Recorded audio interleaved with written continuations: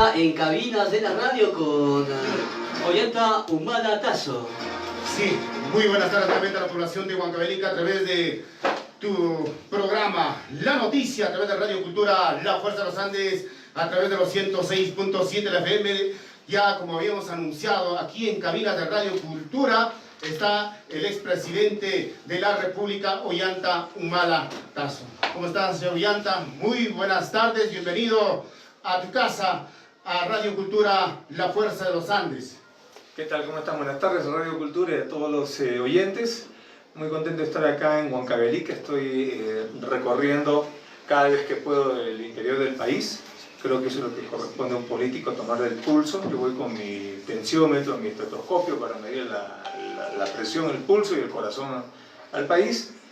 También fortalecer el partido.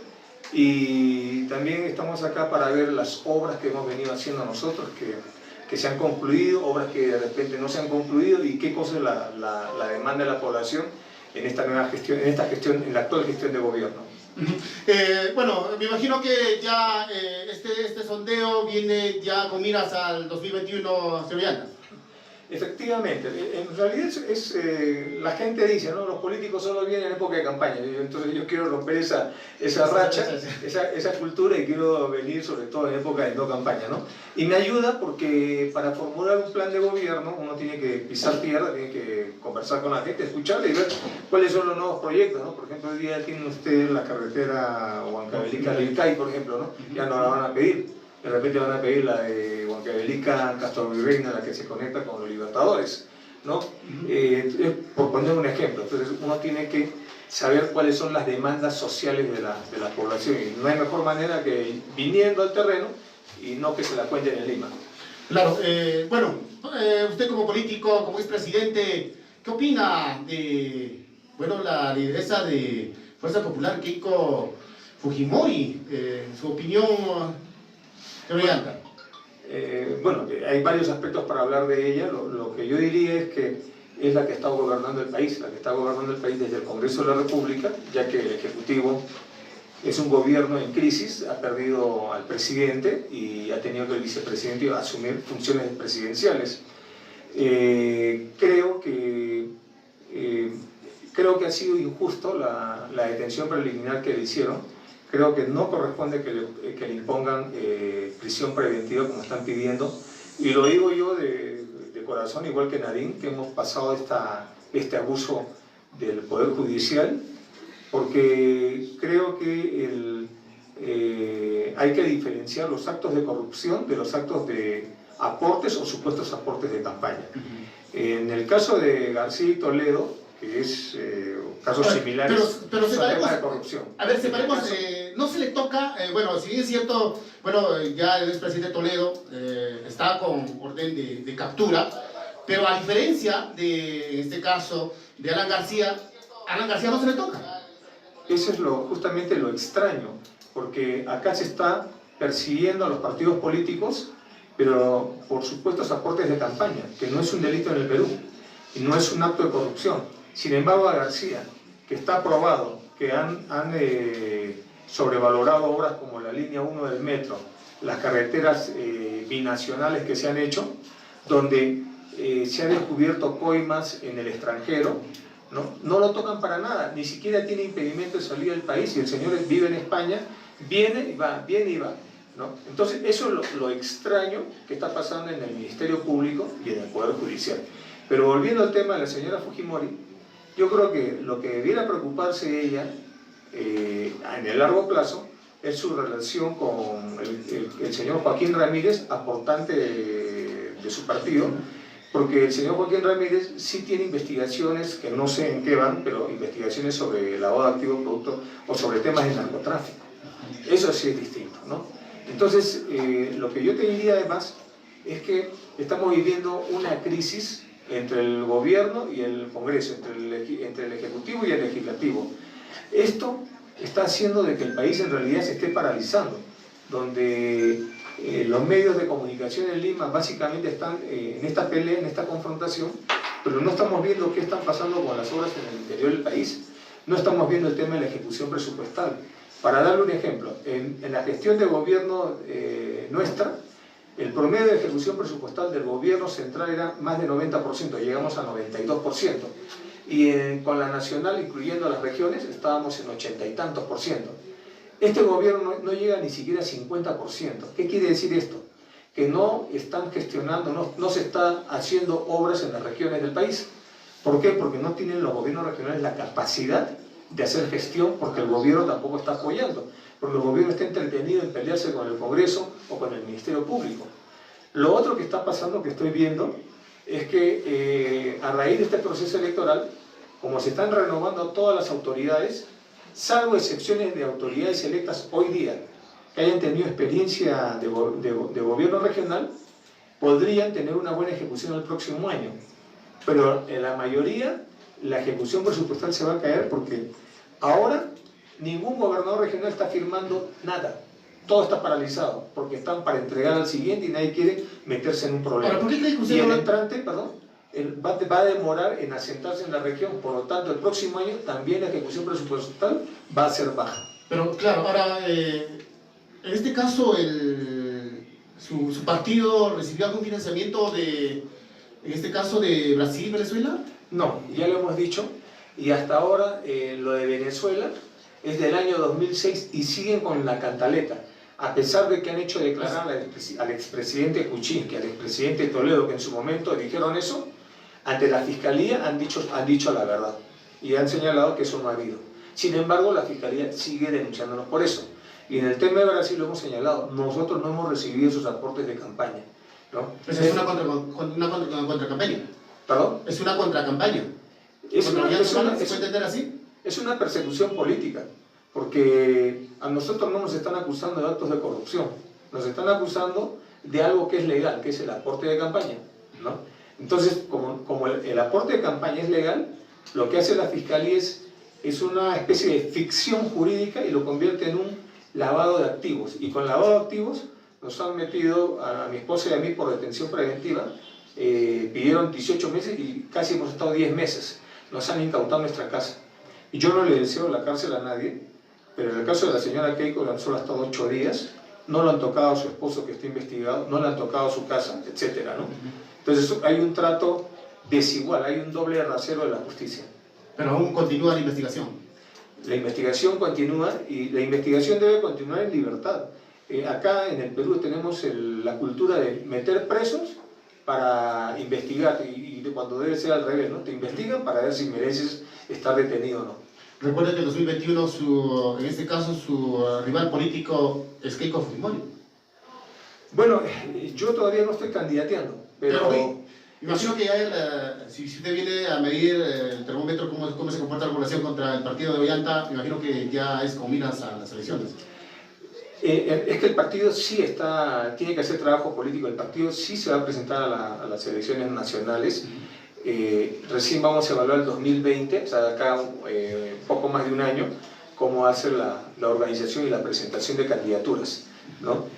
Pero, efectivamente, ¿no? Cuando vengo acá yo no vengo solamente a almorzar, estoy viniendo a ver cómo está el ambiente político, para ver también cómo va a ser nuestra estrategia de campaña, ¿no? O sea, se lo digo con toda transparencia, soy político y estoy viniendo como político.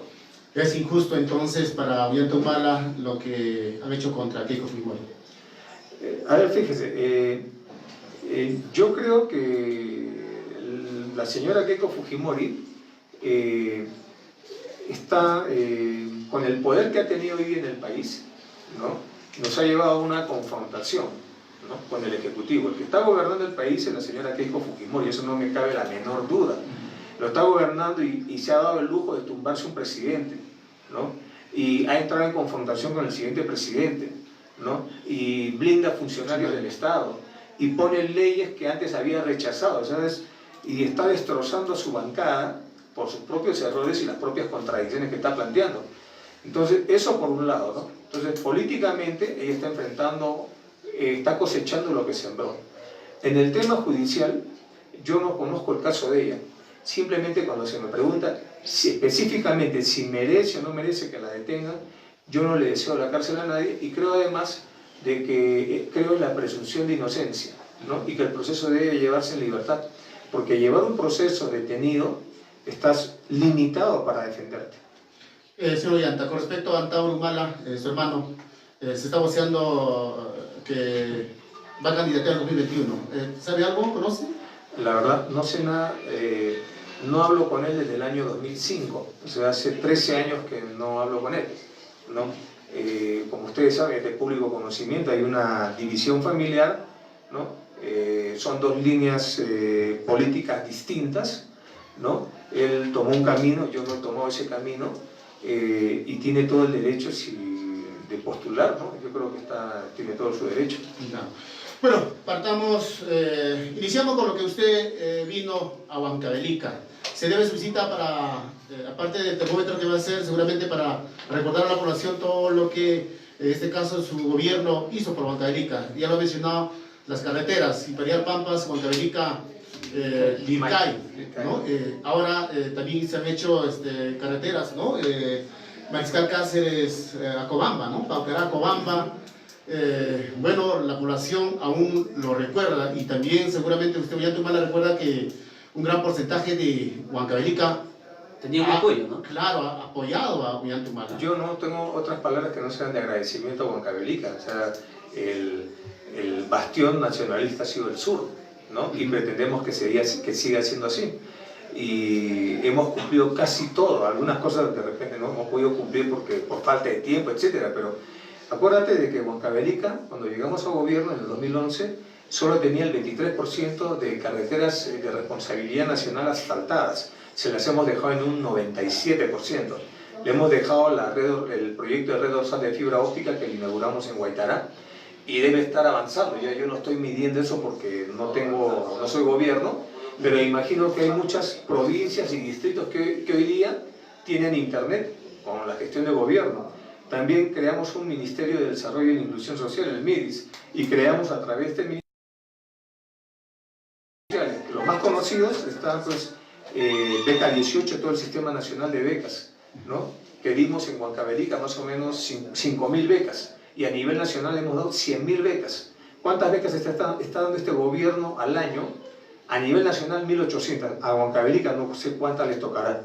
Hemos creado Pensión 65, Una Más, Tambos, hemos creado Mi Riego, el FICE, el Plan Esperanza, Jacubiña, ¿no? Hemos creado un conjunto de programas sociales que antes de nuestro gobierno no había. Entonces, creo que ese es un tema que demuestra el compromiso y la preocupación nacionalista por los pobres. Ahora, el gobernador actual, Clodoaldo Álvarez, siempre se ha quejado de Ollanta Humala, que no ha dado el apoyo, que no le apoyaba porque usted, bueno, era amigo aférrimo de Maciste Díaz. ¿Cuál es su opinión frente a eso? Maciste Díaz creo que lo decía su compadre, ¿no? Sí, bueno, esa es la inauguración de... Padrino. Claro. Bueno, el padrino. O el padrino, o el compadre, como es de Maciste Díaz, compadre Ollanta, entonces a mí no me apoya. Siempre se ha quejado el gobernador actual de turno, señor Ollanta. ¿Qué diría frente a eso? Bueno, yo lo conozco a Clodoaldo por razones de función. Yo he venido a Huancavelica como presidente cerca de 20 veces, y siempre me ha atendido, cuando ha estado él o cuando ha estado Maciste Díaz, siempre me han atendido con la corrección y la cortesía. Nunca se han quejado delante mío de lo que han dicho, de lo que decían. No sabía que después que veía hablaban eso, ¿no?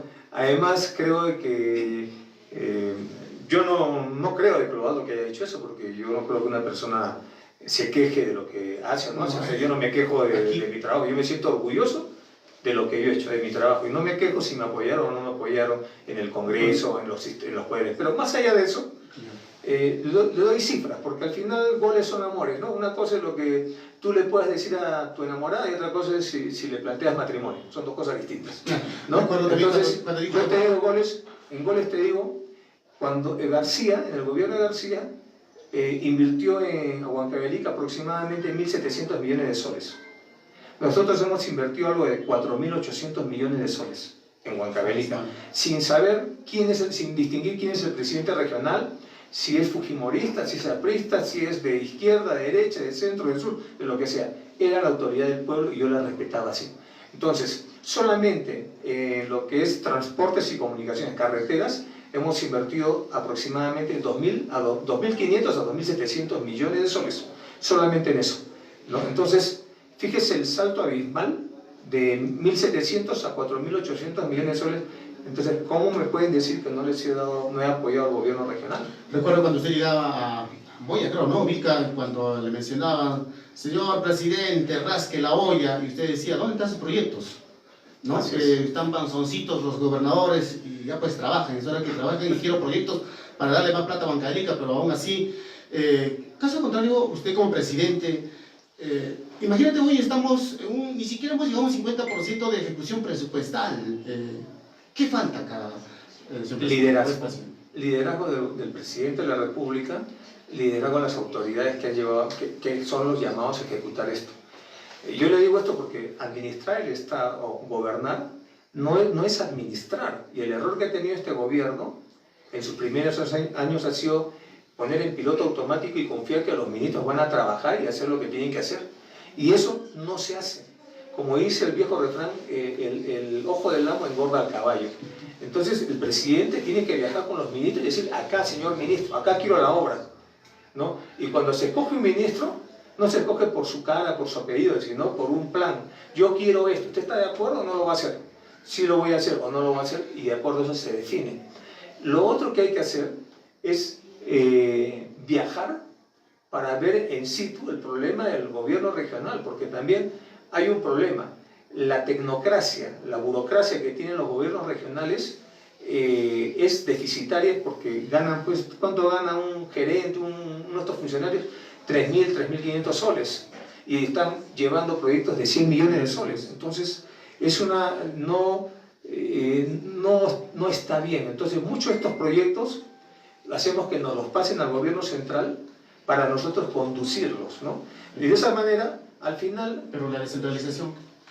Mire, ¿qué mejor descentralización que las obras que hemos hecho para Huancavelica, ¿no? ¿Qué mejor descentralización de haber invertido 5.000 millones de soles, 4.800 millones de soles en Huancavelica y estar detrás de Huancavelica para que trabajen, ¿no?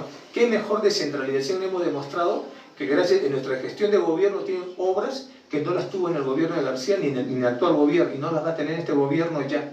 ¿Por qué? Porque este gobierno ya está entrando a su tercer año de gobierno, me parece, ¿no? Ya está entrando pues a la curva, pasando la mitad de la gestión. Yo le pregunto a usted, ¿no? O cualquier persona, le digo, ¿qué obra en Huancavelica tiene la marca de este gobierno, del actual gobierno? ¿Qué obra?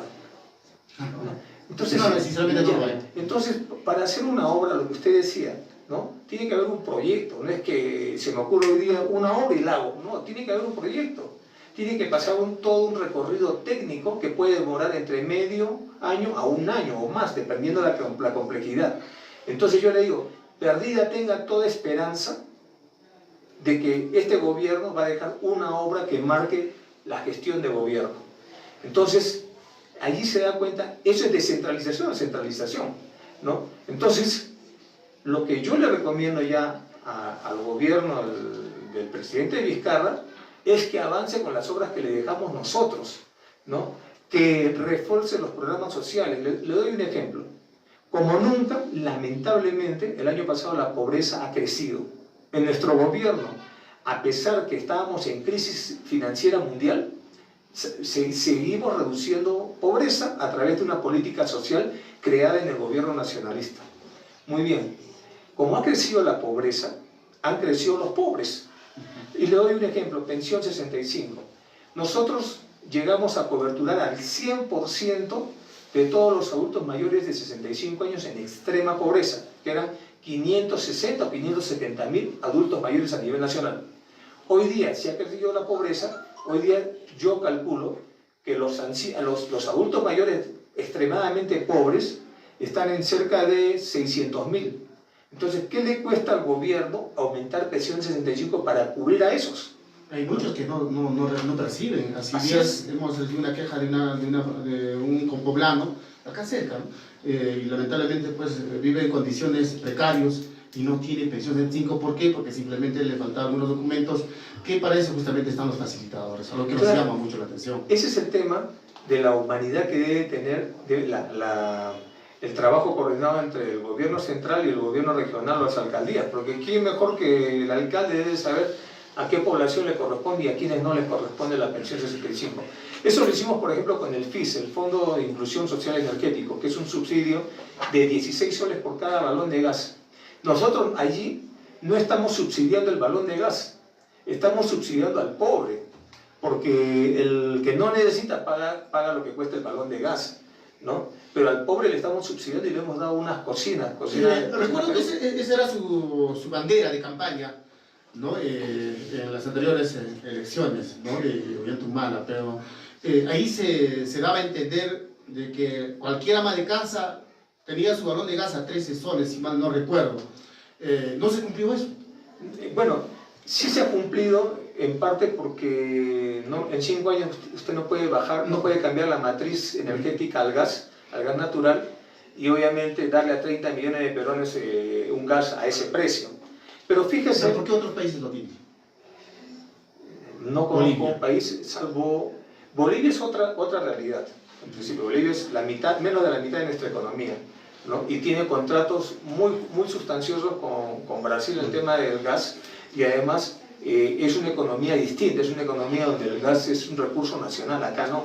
Y eso no lo hemos hecho nosotros, así, la distribución de gas es de privados. Pero fíjese todo lo que avanzamos en esta propuesta, ¿no? Cuando llegamos al gobierno, solo habían 30.000 familias en Lima que tenían conexiones a gas. La conexión de gas hace que el gas, el equivalente a un balón de gas, cueste 10 soles o 12 soles. Cuando hemos salido de gobierno, hemos dejado entre 450.000 y 470.000 familias con gas doméstico. O sea, de 30.000 aumentamos 440.000, 450.000. Además de eso, creamos el FISE, que es el Fondo de Inclusión Social Energético, que es un subsidio de 16 soles por cada balón de gas para cumplir la promesa. ¿Sabe cuántas familias tienen el FISE? Más de 1 millón de familias en el Perú tienen el FISE. Donde vaya usted a encontrar gente con FISE, y además les dimos Cocina Perú gratis con un balón de gas y su FISE. Eso hicimos. Además de eso, nacionalizamos, recuperamos el lote 88 para los peruanos. Y además de eso, hicimos el proyecto Gasoducto Surperuano para la Macrosur, donde lo avanzamos en un 33-35%, y lamentablemente este gobierno lo ha paralizado. Bueno, finalmente, ¿hay algún allegado, alguna familiaridad con el actual o con el gobernador regional Masista Díaz?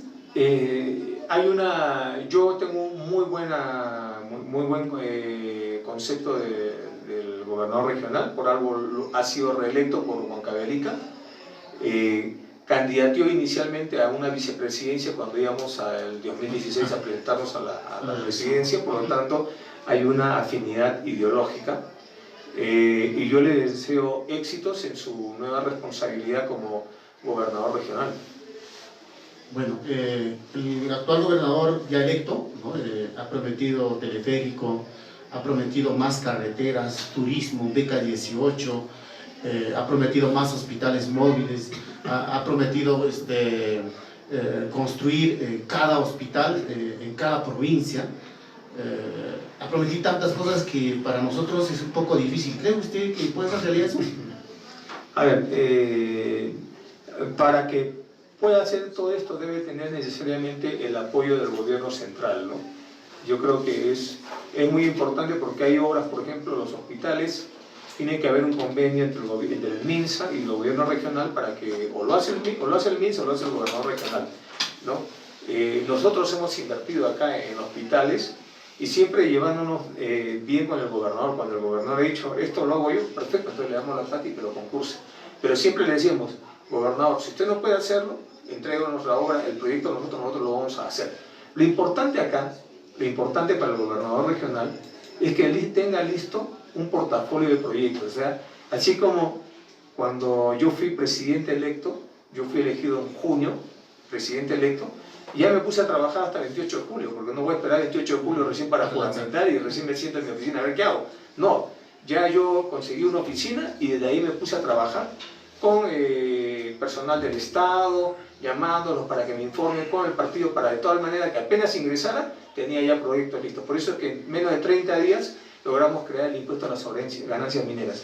Yo creo que lo que podría hacer cualquier gobernador que hoy día ya es electo, es trabajar cuál es el portafolio de gobierno, reunirse con el gobernador saliente, ver cuál es el portafolio, cuáles son los expedientes técnicos en marcha que están en Lima para avanzar las obras. Y viajaría a Lima, pediría audiencia con el presidente de la República y con el ministro de Economía para saber cómo va a ser el presupuesto, ¿no?, para el 2019, porque la ley de presupuesto a nivel nacional y para Huancavelica en particular se va a resolver a fines de octubre. Entonces allí está lo que se va a hacer. O sea, ahorita ya el gobernador electo ya debe de estar en Lima, gestionando. Yo creo que debe estar entre Huancavelica y Lima gestionando, llamando a los ministros, pidiendo audiencia con los ministros para saber cómo van los proyectos. ¿Por qué? Porque este gobierno dura hasta el 2021, entonces van a tener que trabajar juntos hasta el 2021.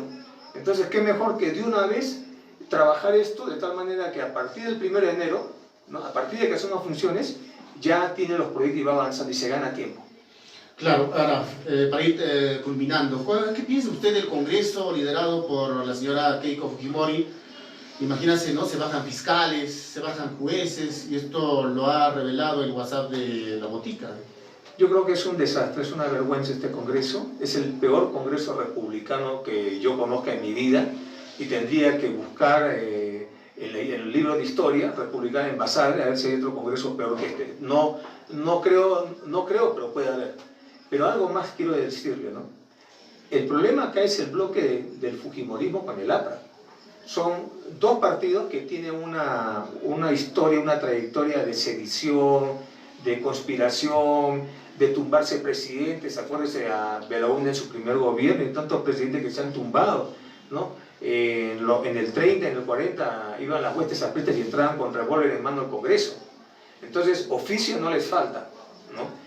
Entonces, con este tipo de oposición en mi gobierno hemos lidiado, porque cuando llegamos al gobierno en el periodo 2011-2016, era la oposición, estaba también la señora Fujimori, me parece que estaba de congresista. Claro, por eso, ¿no? O sea, este Congreso está liderado por Keiko Fujimori, como Claro. tal. ¿Qué piensa de Keiko? Pero tiene un furgón de cola que es el APRA. Entonces, lo que yo le estaba diciendo es, nosotros todo esto lo hemos combatido. Todo esto que le ha pasado a Kuczynski y a Vizcarra nos ha pasado a nosotros. Lo que pasa es que no se han puesto firme el Ejecutivo. Porque el problema acá es que yo sí estaba dispuesto a cerrar el Congreso si era ingobernable el país, ¿no? O adelantar elecciones si es que hubiera sido ingobernable el país. Pero el problema acá es que este gobierno ha cedido todo lo que ha querido el Fujimorismo y el APRA. Mire usted en la administración pública los cargos que ha colocado el Ejecutivo y vea cuántos son apristas y fujimoristas, empezando por la SUNAT, ¿no? Empezando por el directorio del Banco Central de Reserva. Y en los ministerios, ¿no? Vea usted funcionarios en migraciones, en aduanas, etc. Entonces el Ejecutivo ha cedido silenciosamente pensando que ellos son democráticos y les iban a permitir gobernar a cambio de cuotas laborales, algunos presupuestos, porque ahora en el presupuesto va a haber las garras, las uñas que va a sacar el Fujimorismo y el APRA. Nosotros no le permitimos eso. Por eso es que nosotros pudimos avanzar y pudimos hacer esto. Este gobierno ha permitido eso, a pesar que yo se lo dije al presidente Kuczynski cuando nos relevamos. Usted no permita, pongo una raya y si le quieren hacer cruzar la raya, por último, cierre el Congreso o renuncie. No lo quiso hacer. Entonces ahora tenemos un Ejecutivo que no quiere cerrar el Congreso porque tiene el temor de que en un nuevo proceso electoral no tenga ni siquiera bancada. Y cree que... Y tiene un Congreso que tampoco quiere que lo cierren, porque saben que si vuelven a presentarse no los reeligen. Ese es el problema. ¿Cree que Keiko puede ser presidente del Perú? Eso depende de la población. Lo que yo creo que es que la señora Fujimori ha demostrado que es igual que su padre, ¿no? Su papá, cuando estuvo el presidente desde el Ejecutivo, tomó el Congreso, tomó el Poder Judicial, el Ministerio Público, tomó todas las instituciones del Estado, arrasaron con las instituciones del Estado, creaban los CETARES, estos consejos de administración regional, transitorio de administración regional, a dedo, ¿no? Y lo que ha hecho la señora Fujimori es Simplemente a la inversa, desde el legislativo ha tomado el ejecutivo y ha querido tomar el Poder Judicial, el Ministerio Público y todas las instituciones. O sea, al final, el fujimorismo tiene el autoritarismo en su ADN, igual que el APRA. Señor Ollanta, con respecto a la fuga de Inostroza. Con respecto a la fuga de Inostroza. Bueno, yo creo que primero ese señor debe haber tenido una ayudita, ¿no? Y no solamente de una funcionaria, que es lo que están investigando. ¿Qué habría pasado acá? ¿Responsabilidad del presidente del Congreso? Yo creo que hay una responsabilidad política del Congreso en el tema de que no tramitaron las cosas rápidamente al Ministerio Público. Hay una responsabilidad del Ejecutivo que ya la asumió y lo ha hecho bien el presidente Vizcarra, porque reaccionó rápido y renunció a su ministro del Interior, que estaba haciendo bien su trabajo, pero bueno, son las responsabilidades que tiene que asumir.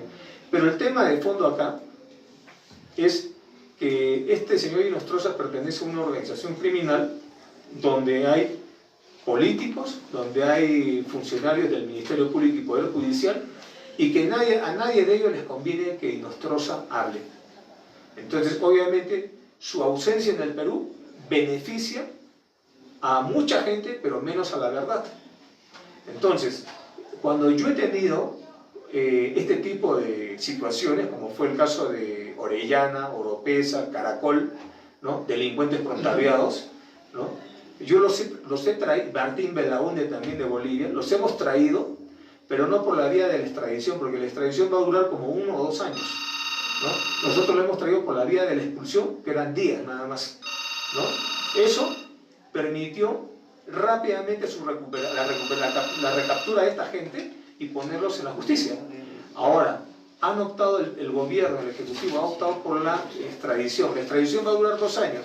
¿Usted cree que en 2 años Inostroza va a hablar? Eso va a ser un problema. Entonces la señora K, que dice Inostroza, ¿es Keiko? Yo no lo puedo asegurar, pero obviamente pienso lo que usted está pensando en su cabeza, que no necesito ser mago para leerle su Ahora, ¿usted cree que Inostroza, para que se fugue, ha tenido o ha recibido alguna ayuda de Keiko? Eso lo veremos. Yo sería irresponsable de decirlo, no tengo una bola de cristal, pero lo que sí le puedo decir es que evidentemente su ausencia está beneficiando a todos los que hoy día están como investigados por el caso de estos cuellos blancos, donde está también la señora Fujimori, donde están también congresistas fujimoristas, donde están jueces y fiscales, donde están exministros, donde están políticos. Muy bien, finalmente, en este caso, si el Perú le dara una oportunidad más al nacionalismo, ¿qué tiene para Huancavelica? Eso es lo que, primero, honestamente, estoy viniendo a ver qué es lo que falta. Yo profundizaría la política social. Hoy día ha habido un retroceso en los programas sociales. Yo ampliaría y mejoraría cualitativamente los sistemas de becas, ¿no? Coberturaría lo que es pensión 65, aumentaría fondos al programa Mi Riego, ¿no? Conversaría con el gobernador regional, con las autoridades regionales, para darle acceso a Huancavelica con una carretera que es por Castrovirreyna hacia Los Libertadores, ¿no? De la educación, ¿no? Y también obviamente la salud, ¿no? Entonces hay muchas cosas por eso como Huancavelica, pero apostaría por su gente. Claro, pero lo bueno que ahora sí viene carro, pues, ¿no? Y ve todo el tramo, cómo están nuestras carreteras, porque cuando usted era presidente, bueno, el helicóptero le transportaba y desde el aire a veces no se percibe cómo están nuestras carreteras, cómo vivimos nosotros en el fondo. Pero ahí hay dos cosas, ¿no? Por helicóptero miras de otra manera el panorama, ves desde arriba, y eso te ayuda a mirar íntegramente el panorama. Pero antes de ser presidente venía por carreteras, y además como militar que he sido, estoy acostumbrado no solamente a carreteras, sino a viajar en camión militar y a vivir en pueblitos chiquitos. Yo encontré, por ejemplo, como anécdota, cuando venía a Huancavelica por tierra, a unos damnificados que estaban en carpas a pie de la carretera, pero su terreno se había caído. Yo les dije, voy a ayudarlos si llego a presidente. Llegué a presidente y los ayudé. Si más no me equivoco, si la memoria no me falla, creo que es el pueblo de Ollantaytambo. Claro. Lleva el nombre de del presidente, ¿no? El presidente. La Casa de Ollanta. La Casa de Ollanta. A ver, Fidel González, un representante de trabajadores de construcción civil, que quiere compartir algo con el presidente Ollanta. Adelante, Fidel, ¿cómo estás? Buenas tardes, te escuchamos. Buenas tardes, señor periodista, y bueno, los saludos a todos ustedes y al señor Humala. Para hacer recordar que el señor Ollanta Humala ingresó pues no al poder porque hubo apoyo de la izquierda, de la gente progresista, porque no estaba de acuerdo con el proyecto del fujimorismo. Entró con propuestas y banderas de aquellos que proponían la gente progresista, la gente de izquierda. Sin embargo, cuando ingresó prácticamente gobernó con la derecha. Ahora debe entender el señor Humala, y a buena hora que está acá, no porque Huancavelica votó porque era de Humala o nacionalista, sino porque el pueblo huancavelicano quiere progreso, quiere que haya su ingreso económico, no con dádivas como lo hizo el fujimorismo, y muchas veces también, aún también en las comunidades campesinas, cada esfuerzo por apoyo dádivas. Algunos proyectos y programas que tienen es solucionable, justificable, razonable, que pueda tener mayor economía, desarrollo del pueblo, habrá que preguntarle a la sociedad humana. Ahora, sospecho, porque de repente ahora ha ganado la corrupción, y como si viene a las elecciones, viene a calcular. Bueno, Huancavelica de alguna manera están mirando, ya está despertando, y no nos va pues, a engañar, ¿no? De alguna manera, ahora nuevamente que se acerca de mirar a Huancavelica, porque una persona que tenía compromiso con el pueblo, el cambio de la economía política. Bueno, parece que se le fue. Ok, gracias a Fidel, Construcción Civil, ¿no? Sí, un dirigente de construcción civil. Nosotros hemos sido coherentes. Los que no han sido coherentes fueron los dirigentes de izquierda que nos acompañaron, ¿no? Hemos sido coherentes con la población, porque más allá de izquierda y derecha, el tema son los de abajo. Entonces yo pregunto, pensión 65 de izquierda o de derecha, beca 18 de izquierda o de derecha, la carretera Huancavelica, Lilcay de izquierda o de derecha. Entonces lo que hemos hecho es coherente con las fuerzas progresistas, como lo señala el señor Fidel, y hemos sido coherentes con lo que dijimos. Lo que no se pudo hacer fue el cambio de constitución, porque en ese momento no había el momento constituyente. Y es más, cuando, y eso lo saben los dirigentes de izquierda que nos acompañaron, porque ellos hicieron la hoja de ruta, ¿no? Cuando llegamos a la segunda vuelta, teníamos el problema del tema de que la Asamblea Constituyente no era un tema apoyado por la mayoría de la población, porque mal que bien, la población con este modelo económico sobrevive algunos, otros viven, etc. Entonces había que convencerlos. Y lo que hicimos fue, ¿no?, avanzar con una hoja de ruta, que la hicieron los mismos dirigentes, también de izquierda, que construyeron el plan de gobierno, y si ustedes miran la hoja de ruta, hemos avanzado en todas estas cosas. Claro, porque en segundo lugar, era un plan de gobierno, ¿no?, que la gran nación. Así es. Y además, nosotros abrimos las puertas a estos dirigentes de izquierda. No es que los dirigentes de izquierda tenían pues un caudal inmenso. El nacionalismo ha sido el motor, no ha sido al revés, ¿no? Y la población no va a votar, la población no va a escoger porque es de izquierda y derecha. La población de Huancavelica debe escoger en libertad lo que les conviene. Yo no he venido por si acaso a candidatear, no estoy candidateando y no sé si voy a ser candidato. No estoy en ese problema. Pero la pregunta acá que nos hace por las redes sociales, ¿será candidato Ollanta Humala o Nadine Heredia? Mire, la verdad, si yo le dijera que le mentiría. No estoy pensando en candidatear. Yo ya he sido presidente. La verdad, no me llama a volver a ser presidente. No es ahorita... ¿Pero quién sería el candidato entonces del nacionalismo? No lo sé. Lo que estoy haciendo ahorita es consolidar el partido.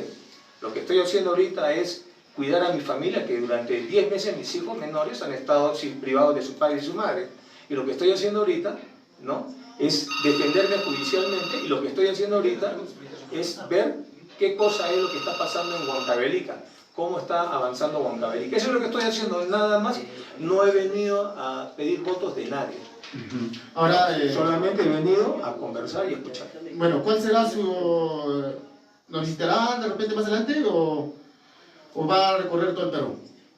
Voy a tratar de recorrer todo el Perú, ¿no? Porque nosotros hemos gobernado para todo el Perú y quiero ver cómo está la gestión de gobierno en todo el Perú. Pero seguramente regreso a Huancavelica, eso no tenga duda. Pero nos preguntan acá, ¿y cuándo lo visita Nadine? Mire, yo hubiera querido que vengan ahí conmigo. El problema es que después de lo que hemos vivido, ¿no? También, y lo que he vivido con esta detención abusiva, tanto Nadine como yo, y más los 5 años de gobierno, de alguna manera yo he descuidado a mis hijos. Tengo el menor de mis hijos, nació cuando estaba de presidente y ha vivido todo este periodo y necesitan también el acompañamiento de la familia. Acuérdense que yo he venido acá a Huancavelica sábado, domingo. Entonces, ¿y en qué momento estaba con mi familia? Entonces, la labor de presidente le quita mucho tiempo a la familia, también tengo que ver eso. A ver, la pregunta del oyente, por favor, Eliseo. Tenemos preguntas del oyente. En una llamada telefónica, Oyenta nos dice que qué opinan sobre el crecimiento de la anemia en el Perú y aparte de eso, qué opinan sobre la Constitución del año 95. Del 93. Del 93. Bueno, en el tema de la anemia yo creo que nosotros creamos los CUNAMAS, creamos la universalización del aseguramiento en el CIF para la primera infancia y combatimos desde el MINSA la anemia. Entonces, son medidas que se han dado puntuales para revertir la anemia. Me preocupa que ahora esté nuevamente creciendo la anemia. Creo que el mismo presidente de la República debe hacer la campaña, debe liderar la campaña contra la anemia. Y en cuanto a la Constitución del 92-93... Que usted había jurado. Yo juré por el espíritu del 79. Ay, más ¿Se atrás. acuerdan? Sí, sí. Y todavía tuve a Marta Chávez todo el discurso gritando, ¿no? Sí. Bueno, esas son las anécdotas. Pero yo creo que los hechos están demostrando que la tesis nacionalista de una nueva constitución es correcta. Lo que pasa es que nos equivocamos en la argumentación. Porque básicamente hablábamos del modelo económico, que era el discurso de algunos dirigentes de izquierda, el modelo económico para aquí y para allá, pero no hablábamos de la justicia. Y el problema en el Perú es la administración de justicia, ¿no? Hay que entender que inclusive la justicia es más importante que la economía, porque sin justicia usted puede hacer acá su radio, etcétera, y después lo denuncian y le quitan todo el trabajo de su vida. Entonces tiene que haber una justicia predecible, tiene que haber una justicia igual para todos. Entonces, hoy día, con todos estos audios de la corrupción, estamos viendo que el sistema de justicia está haciendo agua. Y el error del gobierno es pensar que puede reformar unas cuantas cosas de la justicia a través de un referéndum y darle todo el íntegro de la reforma de justicia a estos congresistas que están hoy día vigentes.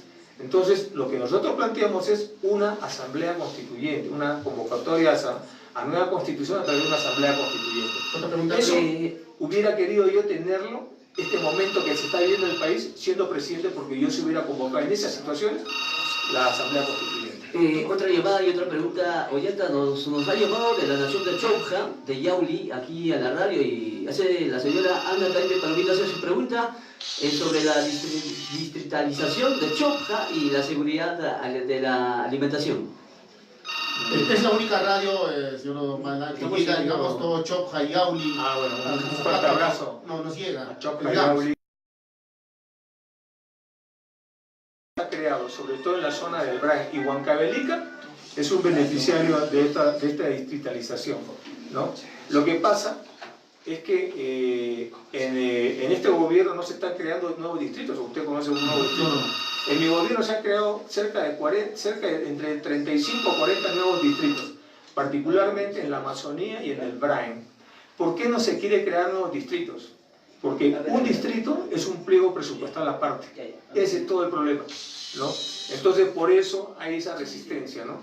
Pero también deben entender que la creación de distritos da oportunidad de desarrollo local a comunidades, anexos que tienen población, tienen territorio, pero no tienen un pliego presupuestal y depende de una provincia, por ejemplo. Bueno, sobre el referéndum.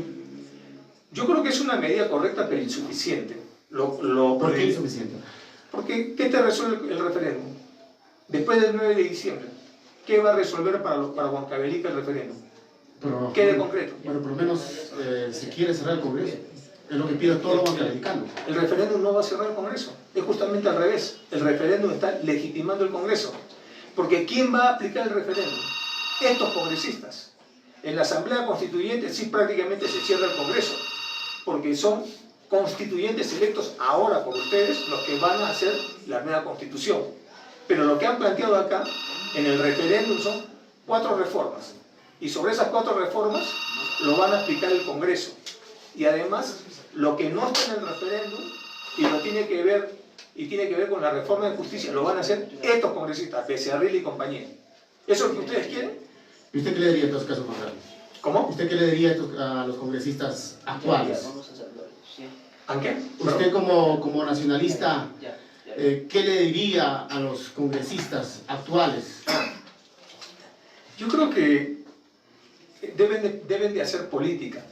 ¿Sabe usted por qué el Congreso, en su mayoría, no va a darle la censura así? El presidente Vizcarra o el premier se desnude en el Congreso, no lo censuran. ¿Sabe por qué? Porque su problema es doméstico. Solamente en el Congreso un 10% hace política y el 90% no son políticos, ¿no? ¿Y qué quiere decir esto? Que ellos saben que si censuran al gabinete actual, se podría cerrar el Congreso. Y la mayoría de parlamentarios, ¿no?, ya están empeñados, han comprado su carro, han comprado su departamento, su casita y están pagando mensualmente. Y usted le va a cortar 2 o 3 años de sueldo, Que no, no lo van a hacer. Que no es nada barato. O sea, no lo van a hacer. Pregunte cuánto gana un congresista y si está dispuesto a renunciar por una acción del Congreso. A ver ¿qué le van a decir? Solamente un 10% pensarán en forma principista, pero el 90% está pensando en sus deudas que ya están empeñados. Ese es el problema que tiene el Congreso. Por eso el Congreso no quiere que lo cierren. Ahora, por eso que se va por la vía del referéndum, la reforma, etc. ¿Por qué? Porque también el presidente quiere terminar su mandato, pues le ha tocado, ha sido vicepresidente, no se le esperaba que iba a ser presidente, pues no va a ser presidente por 6 meses, quiere ser presidente hasta el 2021, ¿no? Y además no tiene partido. ¿Cómo se presentaría en una elección parlamentaria sin partido? Es un presidente de Chiripa, como lo dijo Alan García. Es lo que dijo. Yo creo que el señor García está acostumbrado, con la soberbia que le caracteriza, a ningunear y creer que el único presidente en el Perú es él y el resto son hechizos, de juguete, etc., ¿no? Esa es una falta de respeto de García. Ollanta, otra pregunta que hemos recibido de la población de la ciudad de Huancavelica, donde Saúl Suárez nos dice, ¿qué opina sobre el blindaje de César Rinostroza? Esto sobre el Congreso. Es una vergüenza, ¿no? Yo creo que, así como el Ejecutivo ha asumido rápidamente, y hay que saludar la reacción rápida del presidente Vizcarra, de haber salido al frente, haber asumido 2 responsabilidades, la política y la funcional. La política ha renunciado al ministro del Interior y en la funcional se ha abierto una investigación. En el caso del Congreso, que también tiene responsabilidad por haber aguantado la documentación de este señor Rinostroza y no enviarla a la Fiscalía, tiene ahí 2 responsabilidades. En el campo funcional ha despedido a 3 funcionarios del Congreso, pero en el campo político no ha asumido ninguna responsabilidad y debiera haber una sanción política al presidente del Congreso y a la mesa directiva. Pedro Ollanta Humala, muchas gracias por su visita. No dude de venir a la radio, es la única radio, no es jactarnos, que llega a todos nuestros hermanos de Yauli, a Coria, Huachocolpa, Paucará también. Paucará, nos coberturan, porque es la única radio que tiene en el cerro más alto la antena, ¿no? Y no dude en visitarnos, siempre estamos nosotros a la expectativa de todo lo que pasa, de todos los que nos visitan a Huancavelica, y bueno, seguramente más adelante lo vamos a tener nuevamente aquí en cabinas de Radio Cultura. ¿Algo final de repente? No, muy agradecido, muchas gracias por darme esta oportunidad de poder dirigirme a través de ustedes a la población de Huancavelica, que veo con las llamadas que tienen mucha sintonía. Pero que estamos cortando, hay bastante llamado. Sí, de todas maneras, muchas gracias a ustedes y decirles que eso es lo que estoy haciendo, recorriendo el país y obviamente escuchando a la gente. Muchas gracias. Gracias.